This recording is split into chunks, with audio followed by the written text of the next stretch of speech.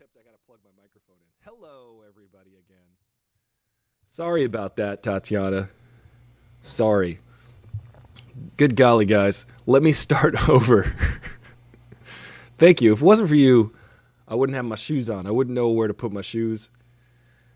It's a tough thing. Guess what? I guess if you guys want to catch the first couple minutes, it'll be on Instagram. Hopefully, if Instagram decides to post this. But I was just talking about where we're at.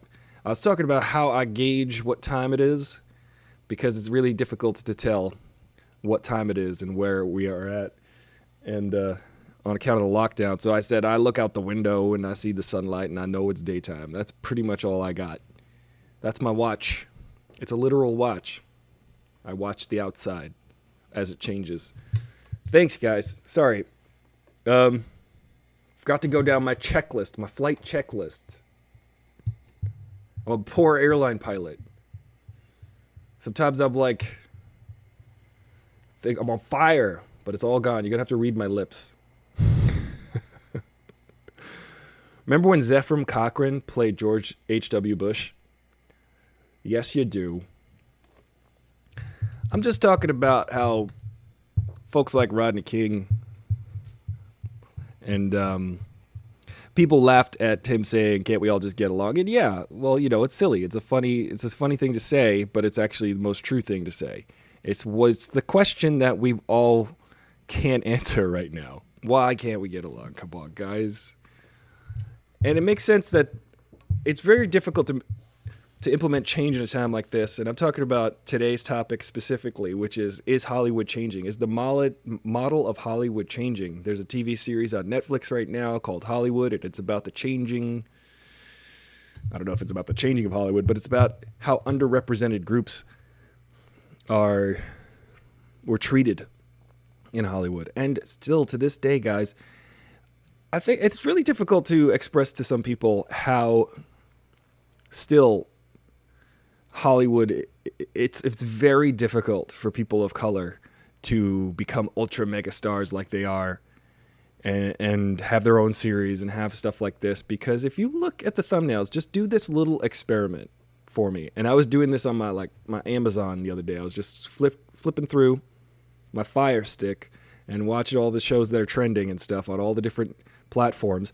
And you just go through it, and it's like, this is just a very easy anecdotal test that everybody could do to see what is being represented, what people are watching, how available are some of these things. And you go through it and you're like, we could do this now.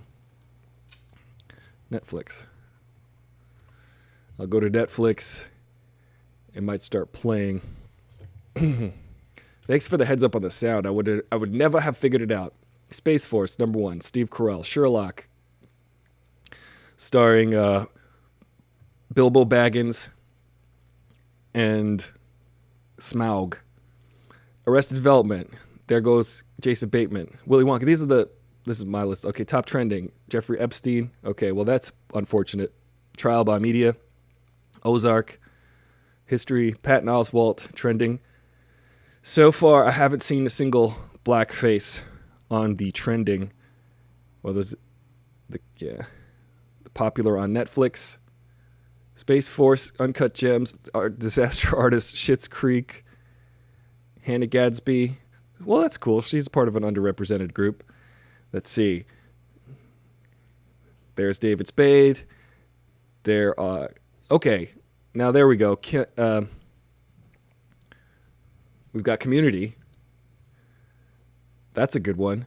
But the point I'm trying to make here is that if you go through all of the top trends, all of the top movies, everything that's going on, the main faces you see are not those of the faces that you might be seeing walking in the streets right now. There's Chris Hemsworth. There's all these, Breaking Bad. And for instance, it couldn't be represented better than this. The thumbnail for Django Unchained is Leonardo DiCaprio. For Django Unchained. Django happens to be the title character's name, played by Jamie Foxx. But if you look at the picture, the thumbnail, it's like, sure, I get that Leonardo DiCaprio is top They have the same amount of Oscars, though, let's be honest. Jamie Foxx and Leonardo DiCaprio have the same number of Oscars. I'm not frustrated. I am frustrated, but I'm also trying to illustrate that this is a real thing. I'm looking at this right now. Go there on Netflix, trending. Django Unchained. A picture of Leonardo DiCaprio with his hand on a skull. So it's like, is Hollywood really being fair? Has it ever changed? Is it just the same? I feel like it is the same, and it always has. 13th, I guess that's Ava DuVernay's movie. That's cool, but it's not a picture of any black people. It's just a picture of a I guess a chain. And is that Ava DuVernay? Who did that one? But there's no black face that I see here. Maybe there's some algorithm. Nothing here on trending. Public Enemies. It's sorry guys, I don't talk until noon every day, so it's hard to. You're just hearing my first voice of the day. There's Johnny Depp. There goes Matthew McConaughey. Still going. Oh, Tiger King. Still going. Oh, here we go. Who killed Malcolm X? It's Malcolm X, but it's a context of being murdered because of wanting to implement change, not just like a fun story. Yeah, there are no black people on the trending now. Oh, here we go. When They See Us. There goes John Leguizamo. That's good. Murder. How to Get Away with Murder. That was on TV. That's cool. So what my point is, Willem Dafoe, Donald Trump. These are the faces I'm seeing here. Ricky Gervais. I think the point is taken at this point. You guys get what I'm saying, right? Hollywood. OscarsSoWhite every year. Hashtag OscarsSoWhite. Hollywood so white. What's going on here? We don't see stories from other people. We don't, do we? We don't see stories from... And when we do, it's like we got to go find them. We got to go seek them out. They're not just thrown in our lap like all of these movies. Oh, there's The Help. Critically acclaimed films. That's the number one, top 10. That's good. The movie's good. But again, it's about civil rights and overcoming and being black in America. It's not about just, hey, I'm a person with a life in America. It's got to be about civil rights. It's got to be about overcoming people. It just can't be a story, a relatable story about a person in their everyday life that a lot of these other movies are. Clueless, that's good. It's got Stacey Dash. I worked with Stacey Dash one time. And Stacey Dash, interestingly enough, is hyper conservative. Also, she gets lots of points removed in my book because she actually was arrested for assaulting her husband so she's kind of a batterer. Ladies and gentlemen, it is not only women who can get battered. This is a little side. We're taking a side note here. It's people who are abusers in all shapes and forms. So you got to watch out for that. Abusers are everywhere, and get far, far away if you ever encounter one. But Stacey Dash, definitely, I could dash her off the list of good people. But I did work with her. I don't know. See, she was arrested, whatever it was. Who knows? The time I worked with her, though, it was on a Hallmark movie. I'm going to open up with you guys here. I worked with her. I actually had a line in that movie. It was pretty good. I'm very grateful for being in that movie and working on that movie. However, Stacey Dash, she was very kind to me. Maybe because we were the only two brown people on the whole production. But she was very sweet to me, but I could hear the chatter as part of the crew. They would all chatter and say, oh, well, she's such a jerk. She's such a B. And the B word. And then they'd be like, oh, she does this and she says that. And she seems so nasty and she's so cold. She was always kind to me. I don't know why. Perhaps it was because of reasons. Maybe we were both brown and she was like nice to me, but maybe that we both... Maybe she was exerting some kind of feeling of control or power over the crew by being a certain way. I don't know. But, yeah, like, here's another movie. Dramas. Juice is the first one, and it's on the second page of trending, the second scroll through. Juice, again, inner city, Tupac. You got different people. It's got to be inner city. It's got to be gangster. It's got to be about civil rights. It's not. But then you have movies like Drive with Ryan Gosling, great movie. Why can't there be a movie? Why couldn't Ryan Gosling's character been played by, say, mini Denzel Washington, the John David Washington, or somebody, the one hireable black guy right now, or Mahershala Walker or something. Is that his name? Mahershala Walker. Who's Walker? Like, why couldn't someone of color have been in the role of Drive? Why couldn't Denzel Washington have played Steve Jobs is my question. Right, Jaffe Mustafa? Jaffe Mustafa, yeah, you know what I'm talking about. LLP. I'm not gonna call them out. You called them out. I'm not gonna call them out. I loved working there. I loved all the people I met. All the people I met and worked with on those movies were great. Almost all of them, except a couple of them. Maybe I'll get into those stories. Maybe I'll tell you the stories about Misha Barton someday. Me and Misha Barton do not get along. That's all I will say. But I will say that shortly thereafter, working with her, she was arrested or taken into mental health situation. You guys remember that a few years ago when she was kind of having an issue, a mental health issue? It's a real problem. So she was taken in. So I don't feel as angry toward her anymore because clearly she was dealing with some mental issues that were extenuating, and I had no concept of how, because I was used to working with people who are responsible, present, and kind and caring and courteous. And my experience with her were none of the above. But, people got issues, particularly on all levels. Oh, there's a new show called Black AF, and that's cool. It's got Rashida Jones. So the thing about what we're seeing, in the streets, what we're seeing on Netflix and on all the streaming services, we're not really getting a representation of a human, of a person in a professional context in which they can be appreciated on the content of the character, the merits of what they want. Like, there's, for some reason, it seems to me, from my vantage point, creating a main character who is a person of color or a woman or someone of a marginalized group, creating a main character for a movie in which their life is normal in every respect other than the fact that, normal. It's normal to be black, actually. It's normal to be of any of those marginalized groups, which I would say, the word normal is not the right word. Representing someone who is exactly the same in every respect, except for their gender, except for their race, except for their whatever it is. It's just hard to come by. Can you guys name a movie like that?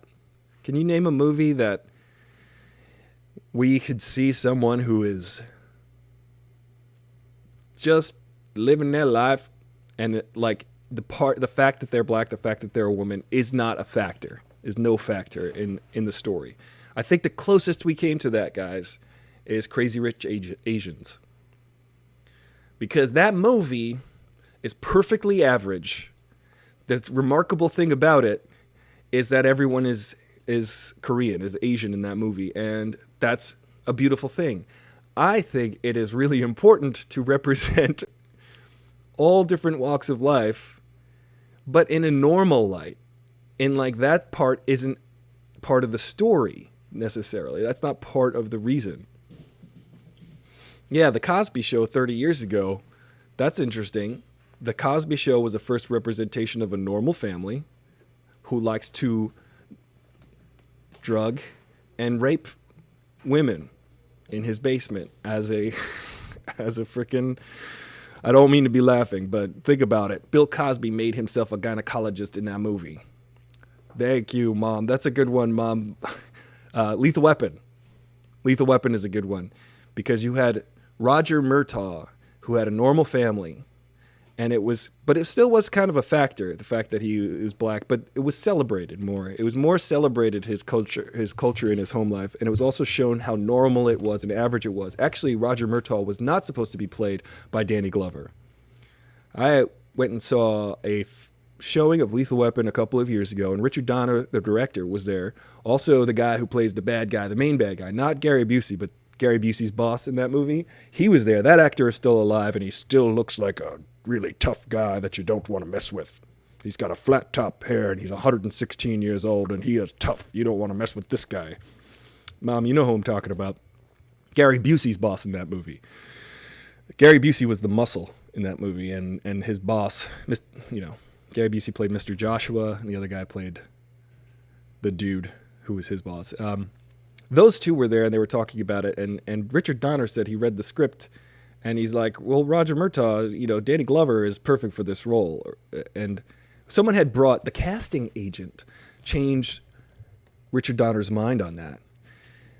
Because Richard Donner had originally cast, I don't know, like Tom Selleck or something,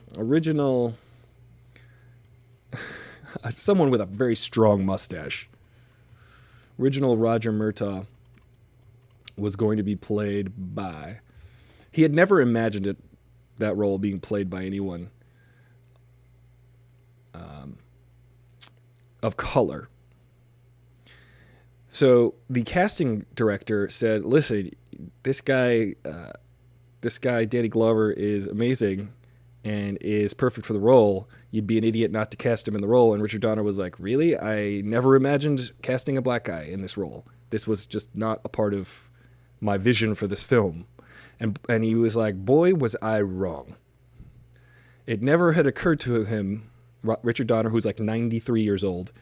He was like, I had never imagined someone in this role, a person of color in this role, but I was not. And he said, it shows you how much we just automatically assume when we're reading these words on the page. We just automatically picture. There's an inherent bias. We automatically picture white people in these roles, the hero roles. And then we think of black people in the side roles or the minor roles. And he was reading the script and he just never pictured it. And he said that was a bias of his that he had challenged 30 some odd years ago, that he realized, wow, this is something inherent in me and I should really think about this. So Richard Donner moving cinema forward saying, screw it, this role is perfect for Danny Glover. And come on, guys, was he not on the mark with that? How bad of a failing would it have been if he'd not cast Danny Glover as A.A. Riggs, Roger Murtaugh? Funny thing about there's one thing I would say, one little slight demerit on Roger Murtaugh, but I get it. He's a working class cop, and he's 50, and he's ready to retire, and he's just a family man, and he wants to... So he's got that, like, street, like, hey, okay, yeah, like, I come from... Danny Glover worked out his role to be a guy of that background, I guess. But if you ever watch Danny Glover in an interview, he's, like, the most well-spoken, eloquent dude ever. And a lot of his roles don't necessarily represent that. I mean, in The Color Purple, obviously, he's playing a slave, a farm worker, or someone in the South that he's basically an indentured servant at that point, because it's the Color Purple era and it's Jim Crow and everything. So he's basically playing a character where I sadly associate Danny Glover with characters of like who are uneducated, but he plays characters very well. He's an incredible actor, one of the best. But then people like Wes Anderson come along and they're like, oh yeah, well, Danny Glover's amazing. Let's put him in the Royal Tenenbaums. He could play this professor, and he could play and there are cool filmmakers in Hollywood that I think are really helping challenge traditional perceptions and making people identifiable in ways that we may not have even thought, because people lean so hard and heavily into their biases when they're thinking about casting movies. Casting movies is really difficult. I have been told to act certain ways in auditions. They're like, well, we want someone who's like, you know, angry black man. Could you do angry black man? Literally been asked that in auditions. What does that mean? I don't even know what that means. Let me catch up with some of these. Never forget that ABC wouldn't let Kenya Barris and Kaepernick centered position and back and Joe Pesci's role in Lethal Weapon is very funny. His role and the fact that they sort of bring him back every movie, and there's a cadence to those movies. Once you get to Lethal Weapon 2, they establish a cadence, and each movie, as George Lucas says, they kind of rhyme. They're all different stanzas of the same song. All of the Lethal Weapon movies are pretty good. This, with Mel Gibson's racism and anti-Semitism notwithstanding, those movies are so progressive that Mel Gibson had to just be the counterweight himself. Mel Gibson himself had to say, how do I undo all of this goodwill? Fucking Mel Gibson. Sorry, I used the F word. This video will be demonetized for life. Not that they're monetized yet. Guys, speaking of, I should probably mention, if you want to subscribe to my channel, it's at AristotleFullThrottle.com. You guys can just go do that right now. AristotleFullThrottle.com. Go there, hit the subscribe button. You want to click on the live shows every day, like them. If you comment on my videos, here's an incentive. If you comment on my videos, it makes you eligible to win a PS4. I'm going to give away a PS4 once I reach 10,000 subscribers. And my subscriber number is way up. It's -18 up right now. So we're doing great. We're doing great on that. If you're watching this right now, maybe double tap the screen on Instagram so you like this. Maybe that'll help extend its reach. But voices ought to be heard. All voices ought to be heard. No matter how good or bad. I think the problem with Hollywood is that you have directors like Ava DuVernay, right? Black woman, $100 million movie director. She has graduated to that echelon, to that stratus, to that strata. I don't know the words. I don't know words. I got to ask the president. He knows all the good words, the best words.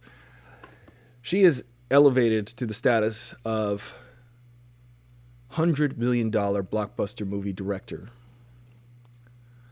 Is she good? The movies are okay. I mean, I'm not totally sold. I think I'm just like, okay, you know who's a black director who is a freaking right now, who's incredible, is Jordan Peele. Still didn't like Us all that much as Get Out, but Jordan Peele is one of the guys to be like, watch out, this guy's going to have some crazy good movies. Check it out. But Ava DuVernay and so there's certain people who, and this is maybe a controversial opinion of mine, and I definitely think people should, but hear me out.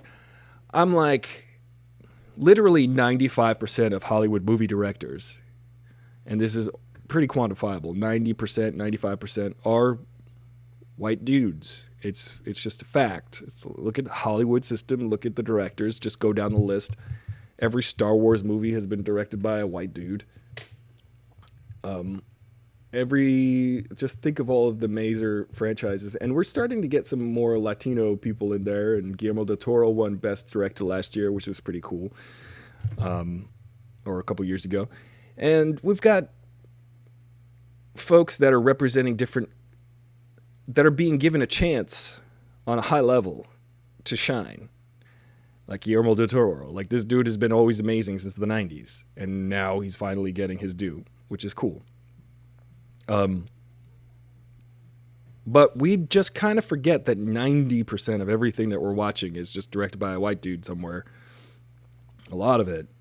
And we kind of forget that, and it just goes in the back of our mind. It becomes all of this noise. And then it's like this big event when an Ava DuVernay comes along, and then there's all this pressure put on someone who's marginalized. She's a black woman, so she's even more marginalized in a marginalized group.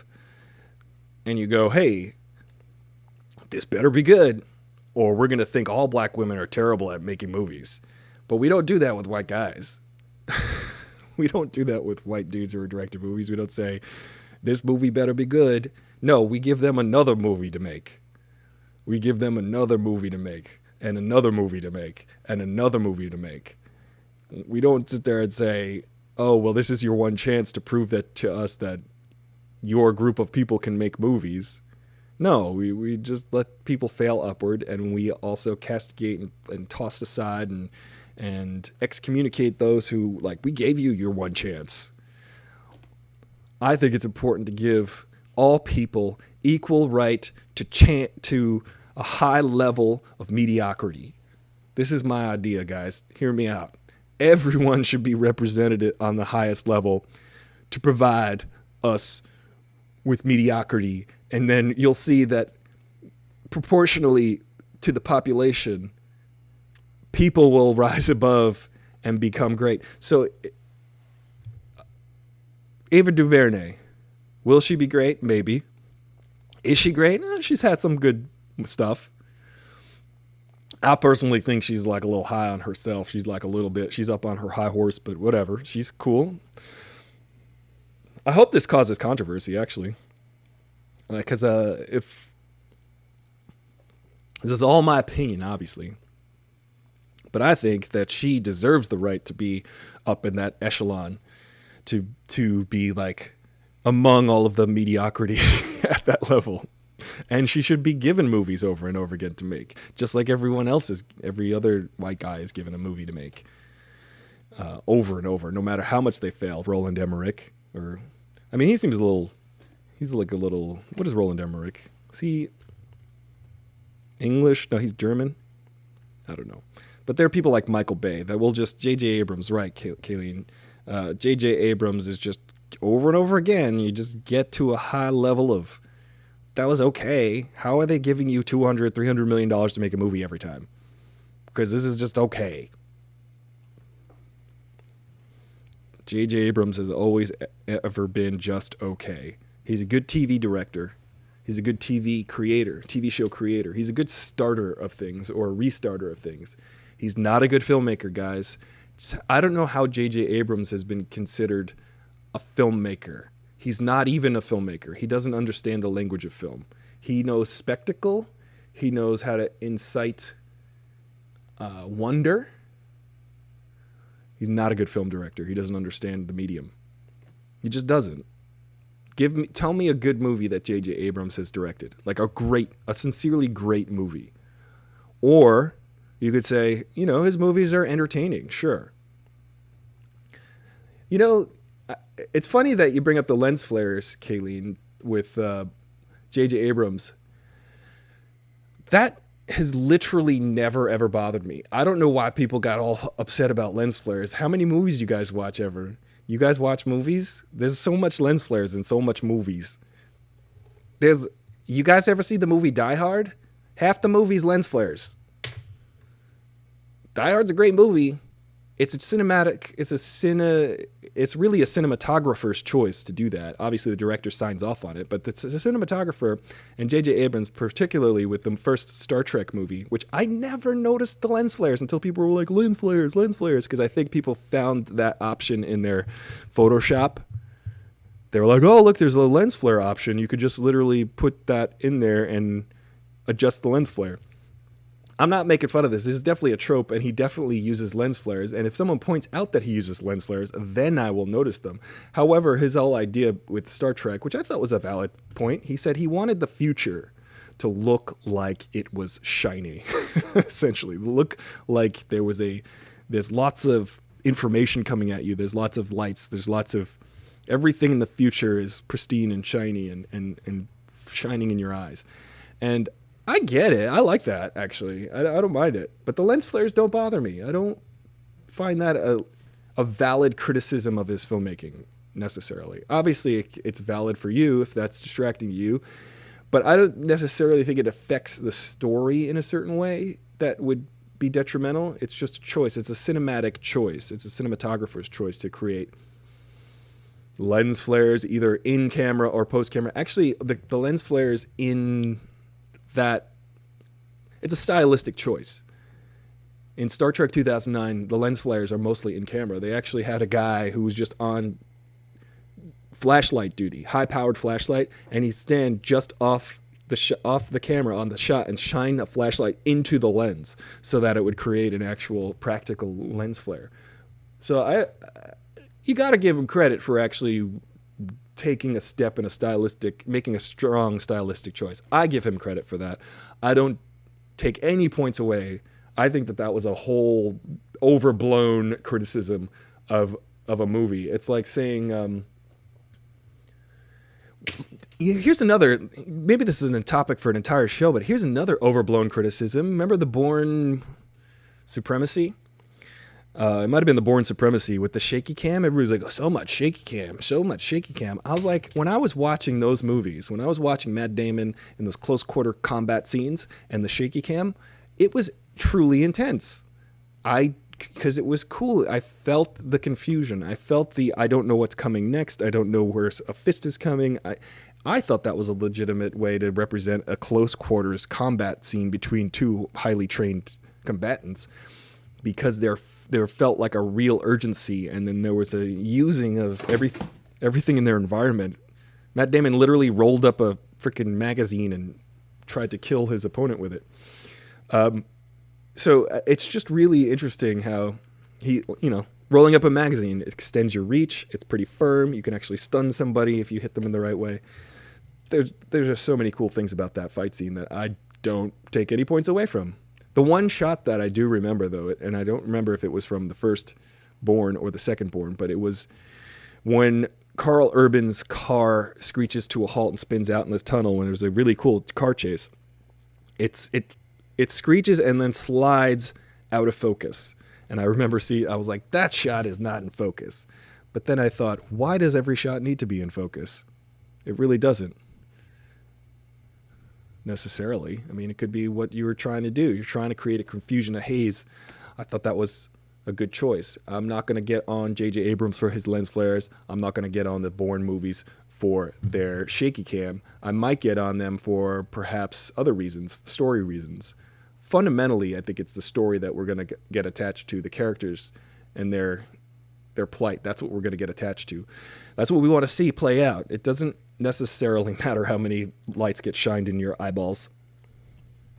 Let's go back to Netflix. Here we have Hassan Minhaj. Interesting. But then it's because, it's like, hey, look, a brown guy. Let's see what that is about. The Lovebirds, I want to watch that. But mostly these faces, 90% of the faces that you're going to see, 9 out of 10, a white guy, generally speaking, if you're going through here. Obviously, the climate is changing at the moment right now, so we're going to maybe see a little bit more mixed in there because it's an effort by these companies to actually start to voluntarily and intentionally push certain TV shows and movies. So there's that. Paul Greengrass, yeah. Paul Greengrass made that one. Greengrass. What a cool name. Paul Grass is greener. Hey, Aji Lestrange. Us was okay, not great. Agree with you about Ava Duvernay. She does seem kind of full of herself, right? She's full of herself. She's a little bit narcissistic, but we got to go, all right, well, think about how many other directors are a bit narcissistic. Maybe Quentin Tarantino is a little bit narcissistic in a weird way. He seems to be very proud kind of guy. But Us was just okay. Us had too many ideas. Aji, I think the movie Us could have done with at least 3 more revisions on the script. If Us had 3 more revisions and they removed a couple of... the good thing about Jordan Peele's directing and his writing is that he's so good at tying up things. He can set up he understands the language of film. If there's someone who understands the language of film, it's Jordan Peele. It's directors like today, it's directors like Christopher Nolan. These are people who get movies. It's not J.J. Abrams. Definitely not J.J. Abrams. He does not understand the language of film. He understands the language of cash money, which isn't bad because he gets that cash money for the big mouse. JJ up on that cash money. He's like, how do I get every studio to back me on a major feature? So he has got Paramount by the balls with Star Trek. He got Disney by the scruff with Star Wars, and now he's just strolling all over to the Warner Brothers lot right now to make the new version of the DCEU, because J.J. Abrams has figured out his purpose in life, and he ought to be admired for that. He's like, all right, how do I get all the money? I have most of the money, but how do I get all of it? That's his motivation. Monofilament behind the lens. Jafi Mustafa. That's interesting. Giving us some filmmaking inside baseball. Monofilament behind the lens. That's... wow, I didn't know that. Huh. Thank you for that. That is an interesting point. A little inside baseball there. So I'm thinking monofilament behind lens. Sometimes I put the letter E after S, and I'm a photographer, and I should know how lens is spelled. Yeah. A poor man's anamorphic. So anamorphic lenses back in the day would take the image and then squish it and put it on the film squished, so that when you project it out of the film again, the film projector, you put an anamorphic projection lens on the film projector, and then it stretches the lens back out so you can have these ultra wide shots that are still on 35 and 70 millimeter. Classic lens flare. Run it vertically. That's a good technique. We're learning about filmmaking today. Monofilament. There's so many different little tricks that they would do. Photographers, cinematographers back in the day, literally putting Vaseline on the lens to create a soft focus for your leading lady when she's ready for her close-up 100 years ago. Ditch the clone idea entirely. Let the tethered be manifestation of the parts of people's selves, and they try to hide away. So we're going back to us on this. Yeah. I don't like there's so many extra ideas in the movie Us. If you've seen the movie Us, it's Jordan Peele's movie that came out last year. It's his follow-up to his debut film, which his debut film is a classic film. It's an instant classic called Get Out. It's definitely relatable to the times we're in, because if you watch that movie, again, it's a guy just trying to live a normal life, and then the things he encounters, Chris, the main character, the things he encounters amongst the rich white people, or as Dave Chappelle will call, among the whites. The moments he encounters are real, and it's cool because we are put in the protagonist's shoes for that, as you should be. They are the protagonists, and we start to feel what we identify with him as just a normal guy in a normal relationship, feeling anxiety about meeting his girlfriend's parents. But there's a wrinkle. Meeting his girlfriend's parents means that they're going to discover that he happens to be black, and he has to think about that. That is something that is of concern for him, because he doesn't know because he has seen people react to him his whole life. And going back to his girlfriend's parents' house, it just becomes way more worse than he could ever have imagined. So guys, just think about that next time you're trying to meet your significant other's parents. It could be a lot worse. They might want to steal your brain. So watch out. Be okay with the fact that perhaps it's just a little nerve-wracking.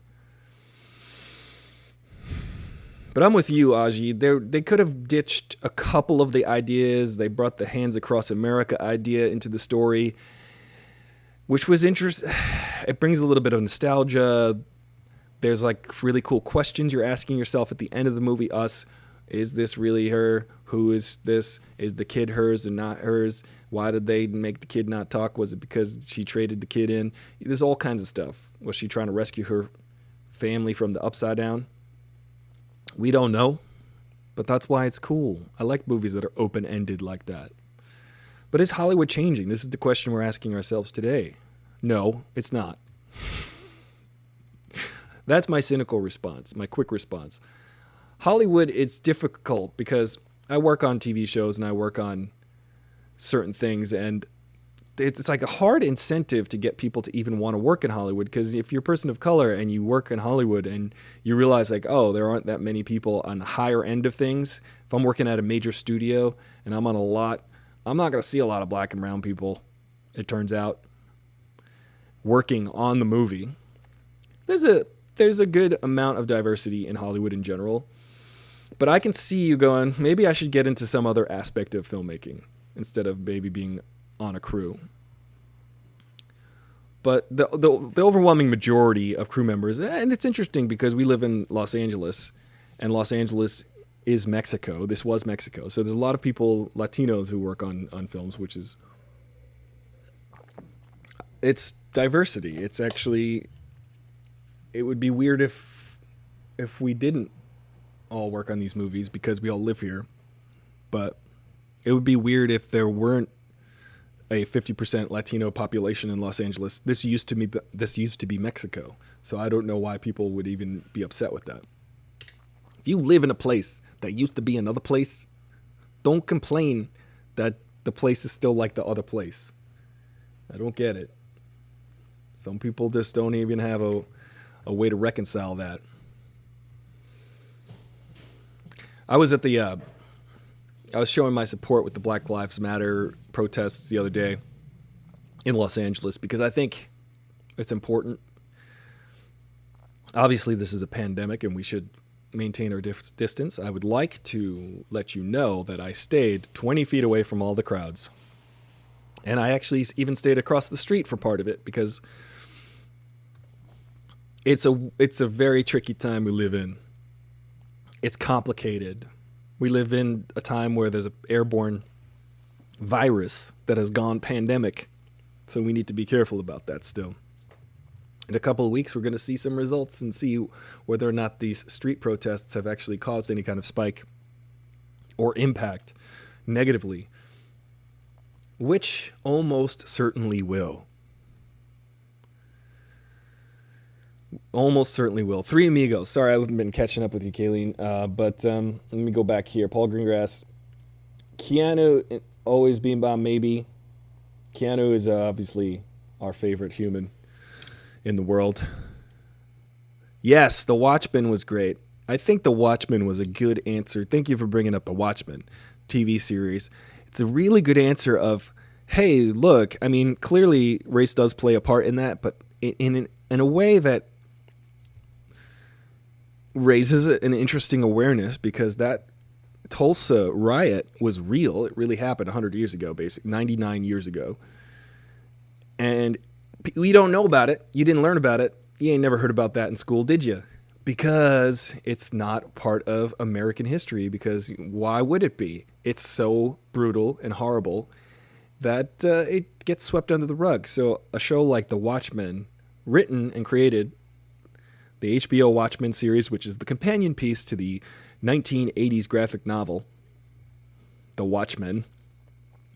He brought a lot of interesting elements into that story and helped, I think, advance the dialogue in Hollywood. I thought it was a pretty good movie. And I think he was also, frankly, between me and you, I think Damon Lindelof was really trying to do a mea culpa for his failings on the show Lost. And, of course, the movie Prometheus, which was not great. That movie tries so hard. The movie Prometheus, it tries so hard to be just okay. It's got too many problems. Should we talk about the Three Amigos? Kayleen asks if we should talk about the Three Amigos. But Kayleen, I have a question for you. Would you say that I have a plethora?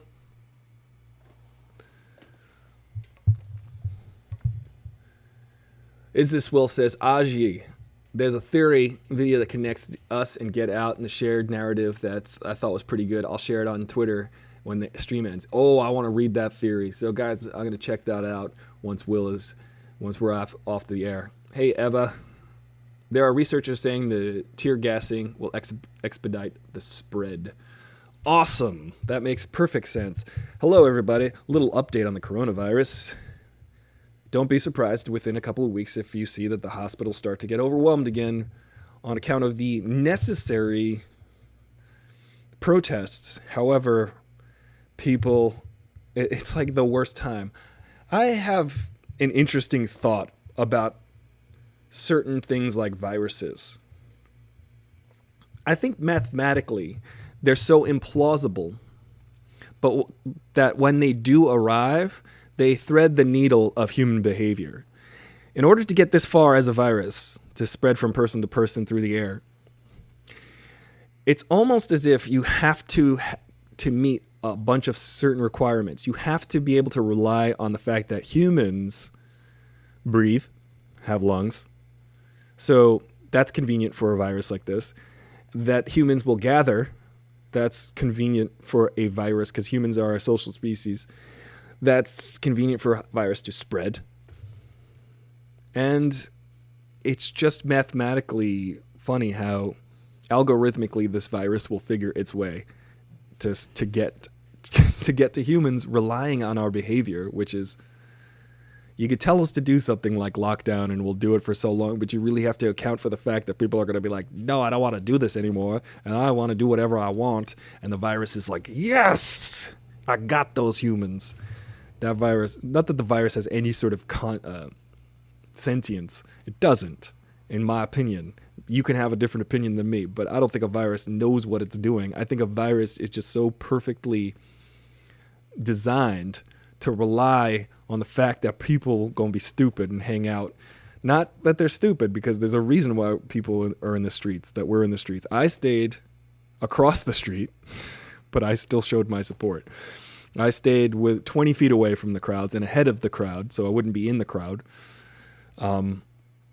Because I'm trying to be responsible. I'm trying to be a responsible citizen, and I'm trying to be a responsible human, so as not to contract and potentially spread a potentially deadly disease. So it's a tough call. It's an individual call. You guys can decide this for yourself, whether or not it's worth it. But I thought it was worth it because I think that it's important to show your support.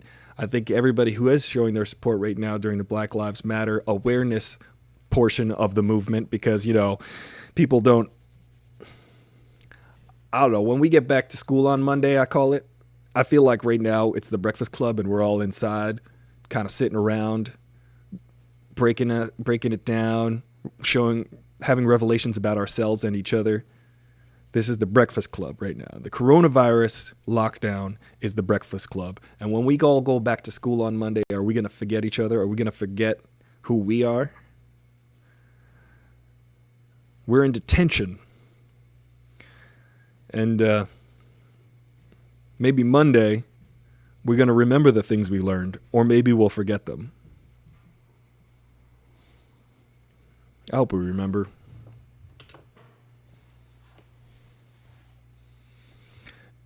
It's hard not to get close. I didn't squeeze in too much. The people did very close to me, so had to back up a bit. It's a hard decision. It's a hard decision to make. But this is kind of the perfect storm of insanity right now, because the system is broken all the way to the top. This system is broken.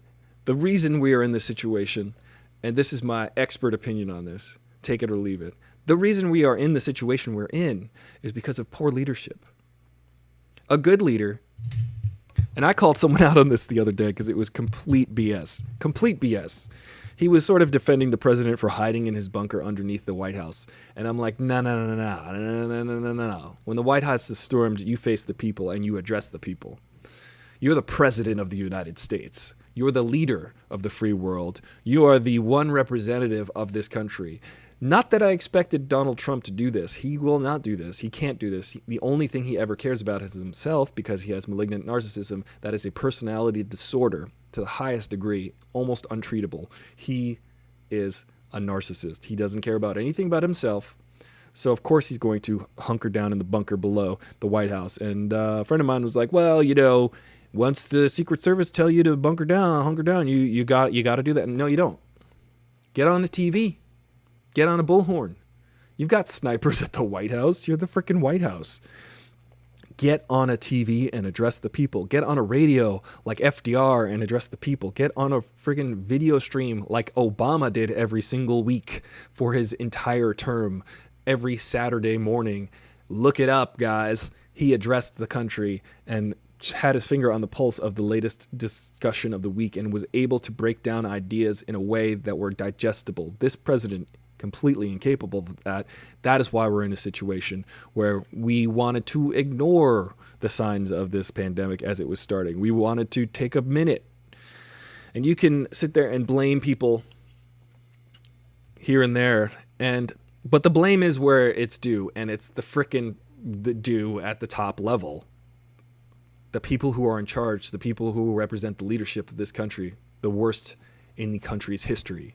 This is why we're here. You have civil unrest and a pandemic that is going to be out of control perhaps within a week or so. We'll see. Hopefully not. But people get upset about the pandemic. They're like, well, the rules keep changing. The rules keep changing. The rules keep changing because we keep learning new things about it. For instance, wrap your mind around this concept. And this might be a ridiculous analogy, but would you put your baby in a room with a dog that you never met? Just put your baby in a stroller in a room with a dog that you never met and lock the door. Would you do that? I think that was the approach that we were taking in the very beginning. No, you would learn the dog. You would get to know the dog. You would figure out how this dog works, the dog being the coronavirus.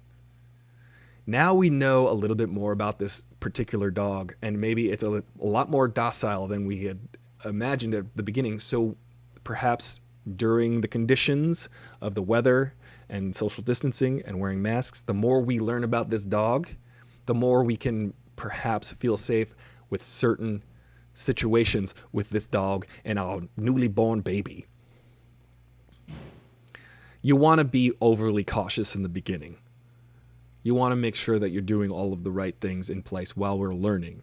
You don't want to just go frickin' take that risk and put your frickin' dog, put a baby in the same room as a dog you never met.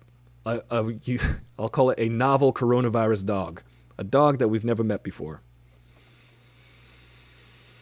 The fireside chats, guys. This is what we need. This is what this is. In times like this, it's important for people to assemble lawfully.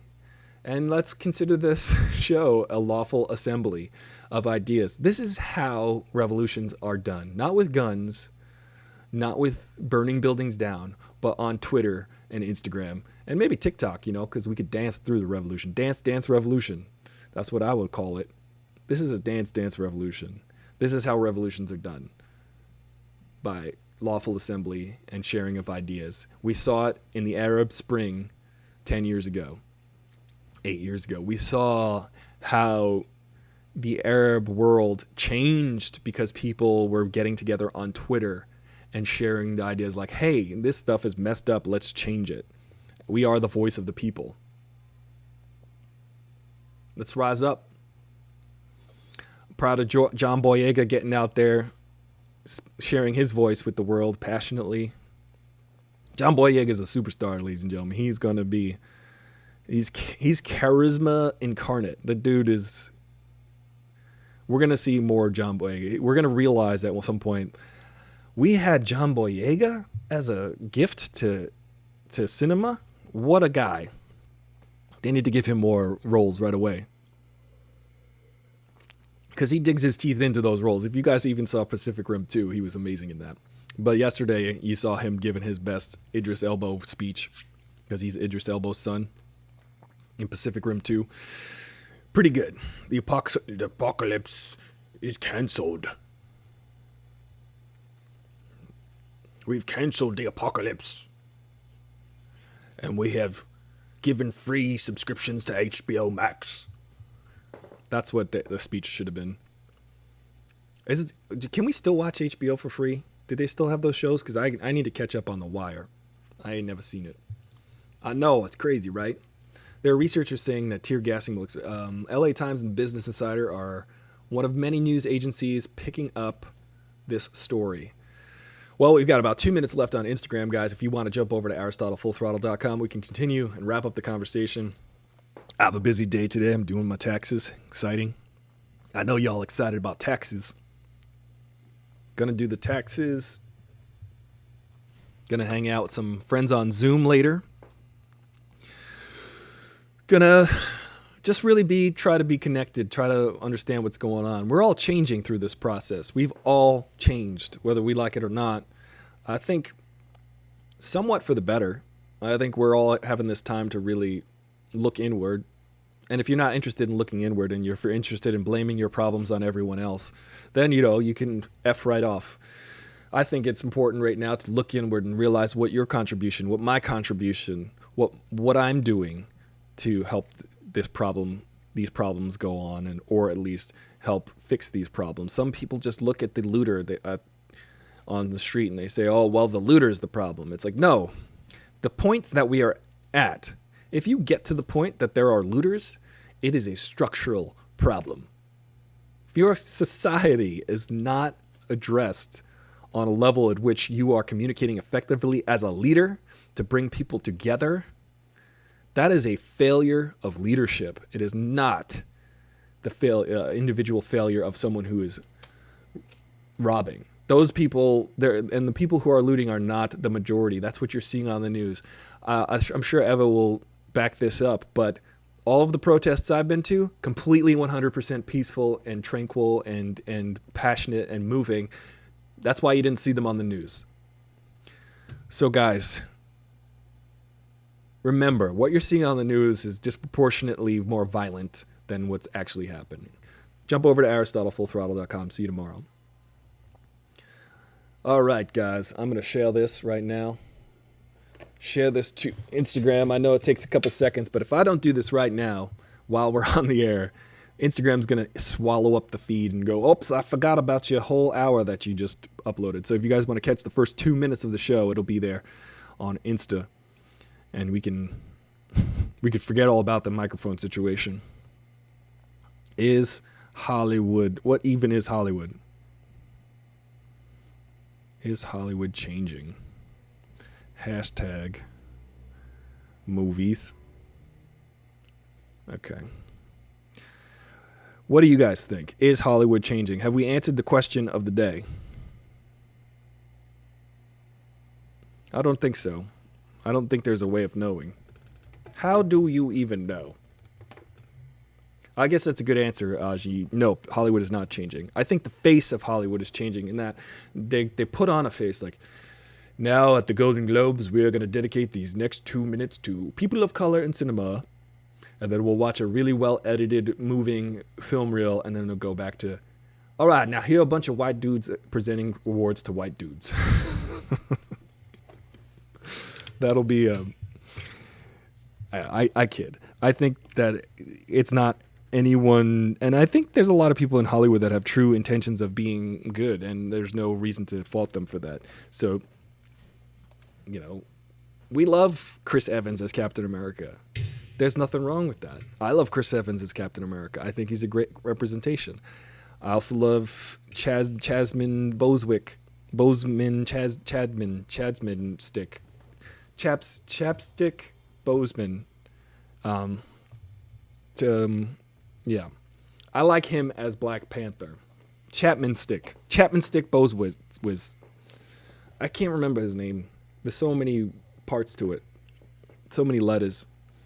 But the thing is, you ever notice that Chapstick Boseman always plays like a real person? He played like James Brown. He played Jackie Robinson. He's always playing a real person who existed, because they're like, we like you. You're marketable.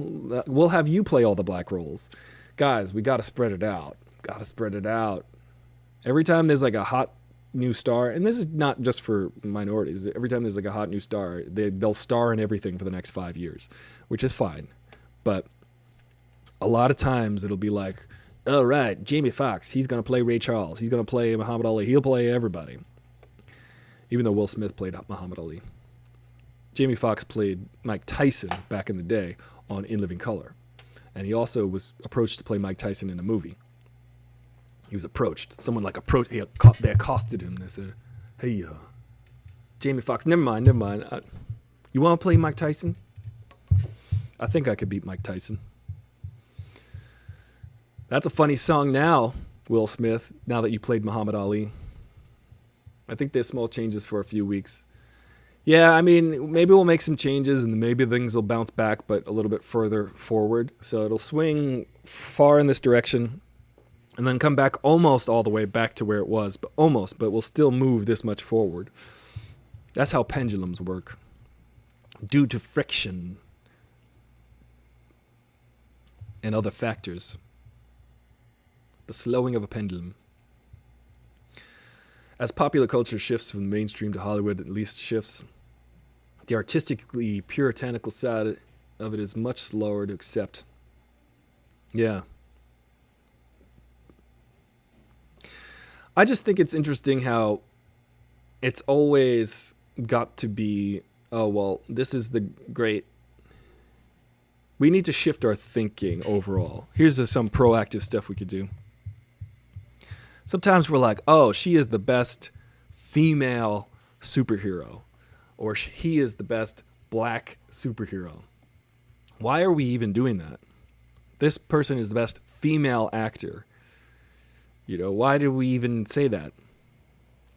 I think Meryl Streep is the best actor, period. She's the best at acting. She's figured it. She's got the whole thing. Denzel Washington is the best at acting. They're both like the ones that are like on top of acting and how that's done. You want to talk to people like Denzel Washington. You want to talk to people like Meryl Streep. You want to talk to people. Daniel Day-Lewis, pretty good. He's got his little quirks. Yes, from Tyson to Spawn to Black Dynamite.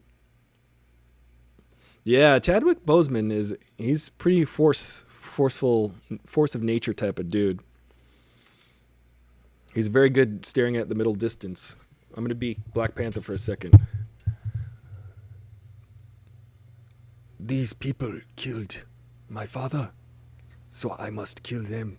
I don't know what he says in those movies, but he's always staring into the middle distance. He's always like, let me take your friend, and we will rebuild him. They fixed the White Wolf. Remember that when they rehabilitated the Winter Soldier, and in Infinity War. Where's the fight? On its way. That's a good movie, man. I like those Avengers movies. I could watch them anytime. Oh, I guess there's protesting going on the street. We're constantly creating divide in speech alone. Yeah, we need to just realize that when we qualify something immediately, we're adding a whole bunch of context that's probably not due to a situation. Perhaps shed a lot of the qualifiers when we're talking about stuff. That's an active thing we can do. Just shed the qualifiers. Just say this is a good actor. They are a good actor. This man, woman, trans person, whoever, black, white, they are a good actor. Why are we contextualizing it and automatically putting it in a category when we first mention it? Yeah. Top 10, all the greatest actors, male, female, and race, parse that grouping. Yeah. I see what you're saying.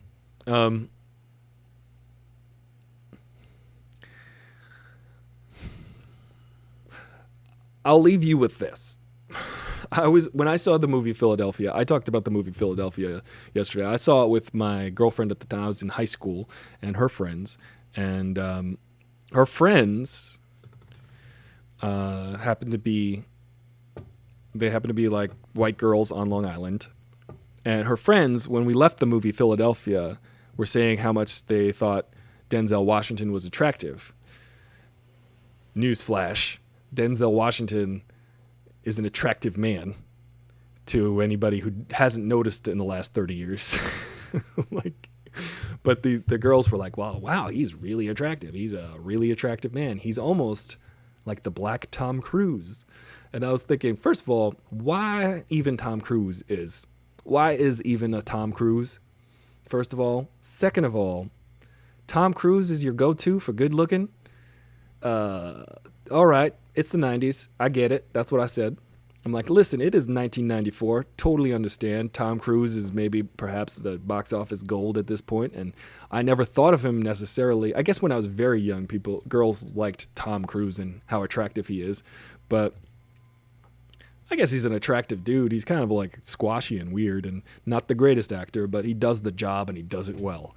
And but the fact that they had to say that Denzel Washington, who is a superior artist on every level, I don't think there's a question in that. If someone were to say, who's your favorite actor, Denzel Washington or Tom Cruise, I think it would be an easy choice for most people to figure out who's better at it, and who's more compelling, who's more moving, who's more digs deep into the feelings of what they're doing. And if you look at that comparison, the fact that they were like, they didn't want to just say that, and I actually, in that moment, in my snarky young teenager self, I said, or when they said, oh, Denzel Washington is like the black Tom Cruise, I said, or Tom Cruise is the white Denzel Washington. And they were like, oh, yeah. I offered up another way of looking at it to them. I offered that up, and they never even considered that, because what we do is we default to the white guy reference. We default to this person is like the female version of this white guy. This actor is like the black version of this white guy. Because there's an implicit bias. There's a thing that we do every day that we compare everything to the majority. And if you're the majority class, which is the majority ruling class is older white dudes, still is. Why would they want anything to change? And guess what? Older white dudes have sons and daughters who become, generally speaking, older white dudes. And then they pass their wealth down from really old white dudes to older white dudes. And then continue the whole tradition of older white dudes being in power.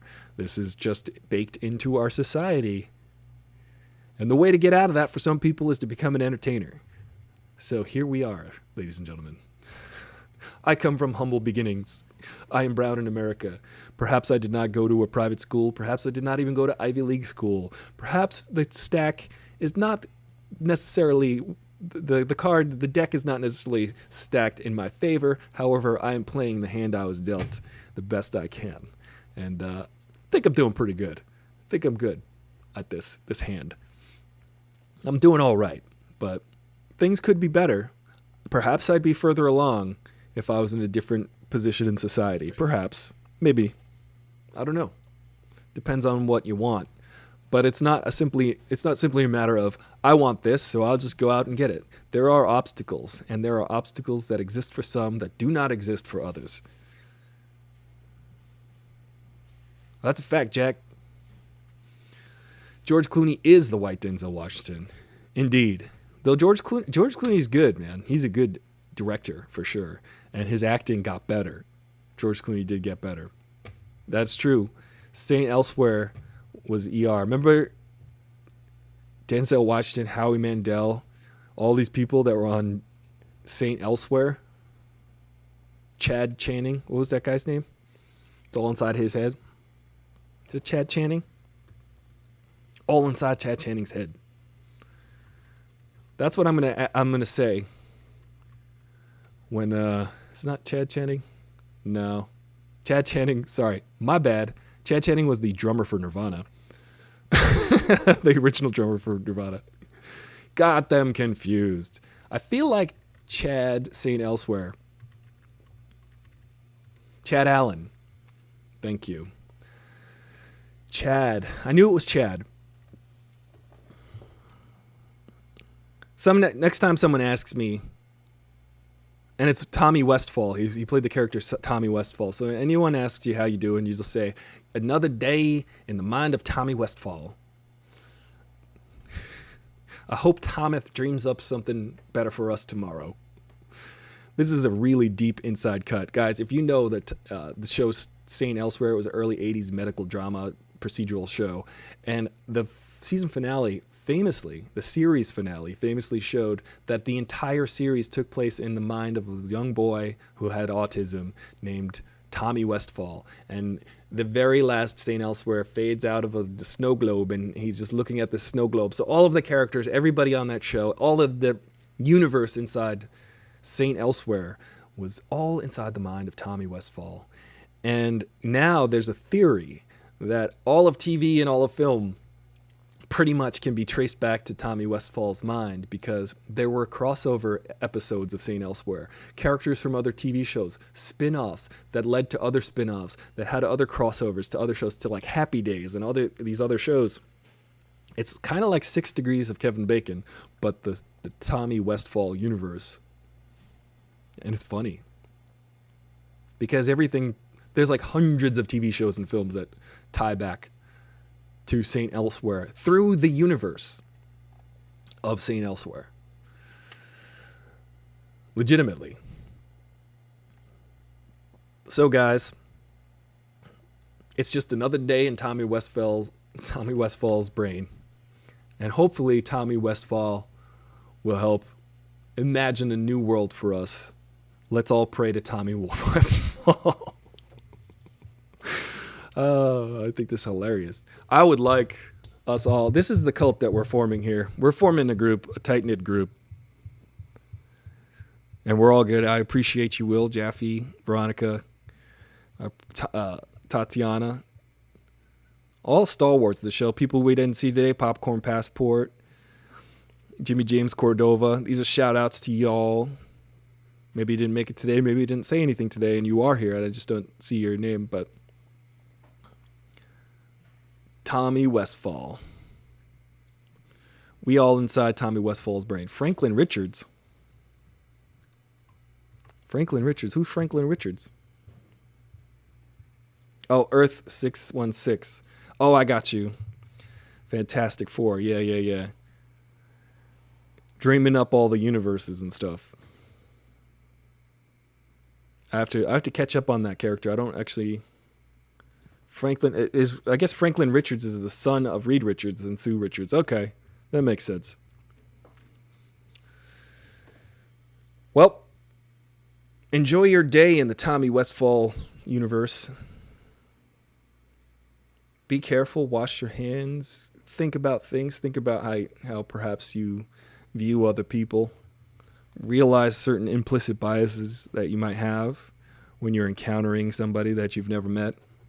What are the things that you think of automatically when you see somebody that you don't know? Like, we can look back at the Coopers in Central Park from a couple of weeks ago, the white woman with the dog and the black man who was the bird watcher, and he was in the brambles of Central Park, and he said, "Hey, excuse me, miss, but your dog might scare off all of these endangered and protected species of birds that I am here to watch from afar, as you can see by all of my photographic equipment, because I'm a photographer and bird watcher."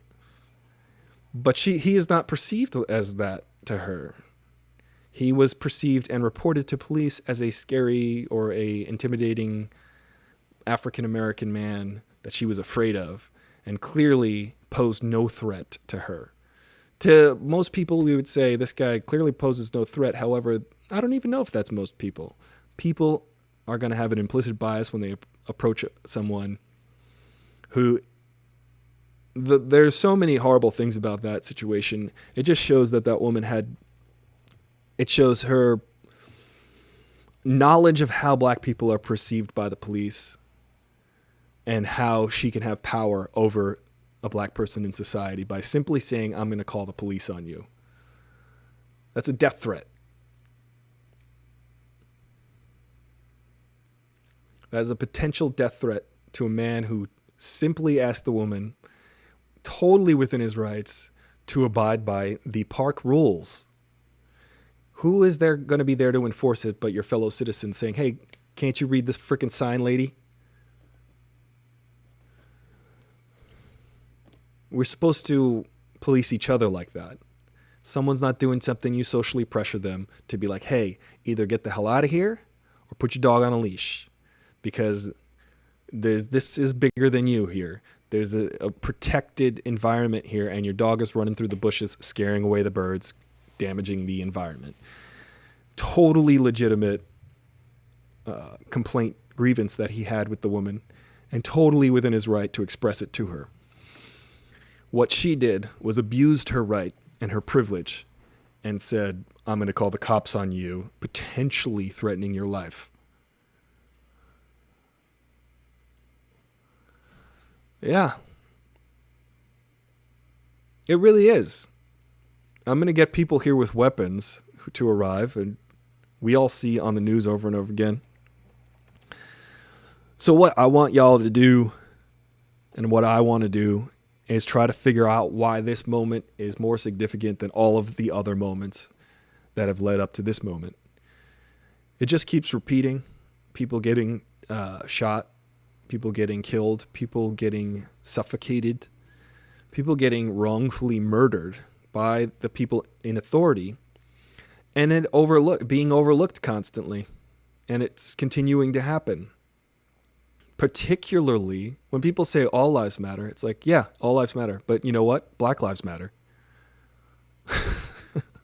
People aren't hearing that message. They don't get it. They don't understand that, yeah, you're right, but guess what? Black lives matter. That's all lives matter. Yeah, we already know that, but a lot of people don't know Black lives matter because we see it over and over again. It does feel different, Jeffy. It does feel different. It does feel like a crazy time. And again, I boil this whole time down to bad leadership because the system is broken and it fails us. And it has failed us yet again because it's broken. We're trying to fix it. The leadership is not bringing us together. The leadership isn't doing anything to immediately listen and address the grievances of the public. They're hiding under the frickin' White House in a bunker. That's leadership, ladies and gentlemen.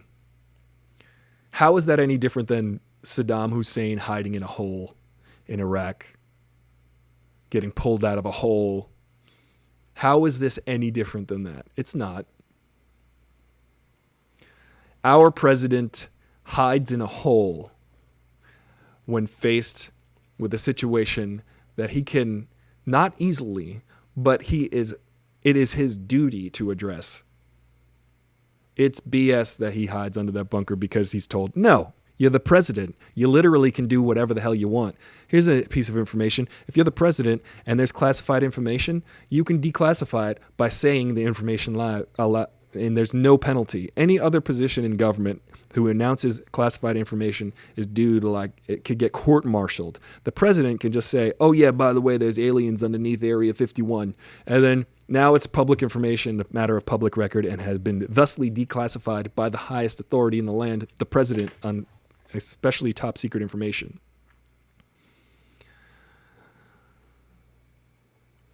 Let's all get along. Let's all figure this out. Let's all figure out what we could do every day. Little by little, to the point where we even forget who we were. Not forget who we were, not forget the ills of society, but we forget how to behave badly, and we've created a new way of behaving and a new way of receiving people. In America, if you're black and brown, I don't even have to tell you this, but perhaps if you're not black or brown, you walk into a shop in a different part of the country that you're unfamiliar with, and it's a thought in your head going, all right, how am I going to be perceived in this shop in the middle of Kansas? If you find yourself in Kansas and you're, different parts of Kansas, black and brown people are all over this country, but if you find yourself in different areas of this country, you don't know what's going to happen just because of the way you look. Isn't that weird? Pretty safe to say that if you're I get it even goes, I guess if you're like a blonde-haired white dude and you're in the Bronx somewhere and you just decide to go somewhere, you might start to feel like, hey, this feels a little awkward. I feel out of place. Now imagine that inverse. Imagine if you are not white. That's how you feel a lot of the time.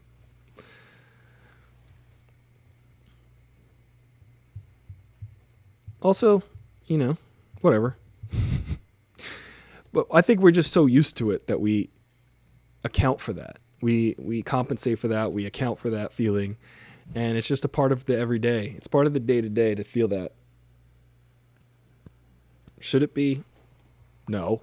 Is it? Yeah. Why? Because this is hundreds of years of baked-in culture. Hundreds of years. So why should this time be different? What is going to change this time? We want to know. Either the society falls apart at the seams, or some things get resolved. Listen, in 40 years, 20, 30, 40 years, the majority that exists, the older white men, will be of the minority. And there is a real feeling of that. There's a real understanding of that, I think, with a lot of white folks. And there's a fear. There's a fear of them being marginalized. And they're like, hey, well, wait, we don't want to be ever marginalized. We want to continue the way things are because obviously it's advantageous slightly or even greatly to us the way things are. So why would we want that to change? And we're actually sensing that change. We're sensing that shift. We're actually being a part of that shift right now. Right now is a moment where we're feeling that actual shift. And people are getting scared. They're buying guns, some of them. But maybe this will turn out to be a fight. And I don't want it to. I want it to be a discussion with real solutions. The U.S. elections, Iraq did not. Yeah. Yes, the U.S. does have elections, Jaffe. And what worries me about that is that the government, the people in power right now, when you're in power, you don't like to lose power. This is something we've witnessed over and over again. So the folks that are in power, the current administration, are telegraphing their play from November right now. They're telegraphing their play, and hey, I gotta say, touche, that's a good play. They're like, mail-in ballots are unreliable. There's no proof that mail-in ballots are unreliable. There's like one mail-in ballot per region, per election that is falsifiable, which is statistically insignificant. But the president wants to say this over and over again because the president figured out that if he says something over and over again, people think it's true. So he's going to say over and over again that mail-in ballots are unreliable. Mail-in ballots are unreliable. And guess what? When there's a spike, when everyone's at home, when people are afraid to go out because there's a coronavirus pandemic, because they don't want to wait on a long-ass line to go vote and potentially die or pass on a deadly disease, after an election that maybe he'll lose, I don't know. I have no faith that he'll lose this election, to be honest, guys, unless you get out there and vote. Get out there and vote. When people mail in their ballots, he's going to try to cook those books, change those numbers, say that he's going to try to throw out lots of those ballots like George W. Bush did in 2000. He tried to get so many ballots thrown out because of certain areas that were not advantageous to winning for him. If you throw out those, you can really change those numbers and have it affect anything. But do you guys think that the president would ever admit to losing? It's going to be interesting. It's going to be interesting. I would like to see the president admit to losing if he, in fact, gets handily lost. It gets a handily ass handed to him. People have the time to protest, so I'm hoping... Yeah, Veronica, I cynically and sarcastically say right now is the perfect storm for Black Lives Matter because people got the time now. They're like, oh, guess what? Now we got all this time for Black Lives. I guess I could spend some time supporting that now that I have nothing better to do. But usually Americans have something better to do than actually care about their own citizenry on this level. But on that, guys, I appreciate you. Thank you for spending this hour with me, or hour and a half today. They're getting longer and longer. Hopefully I'll try to whittle them down. I actually got to do some things today. I've got to do some taxes I have tasks to do. Should probably get to exercising, do my little jailhouse workout. But thank you guys for joining me. I will see you guys tomorrow. Be safe and compassionate. I'm Aristotle Full Throttle, you bro in the know with the fro. And I will see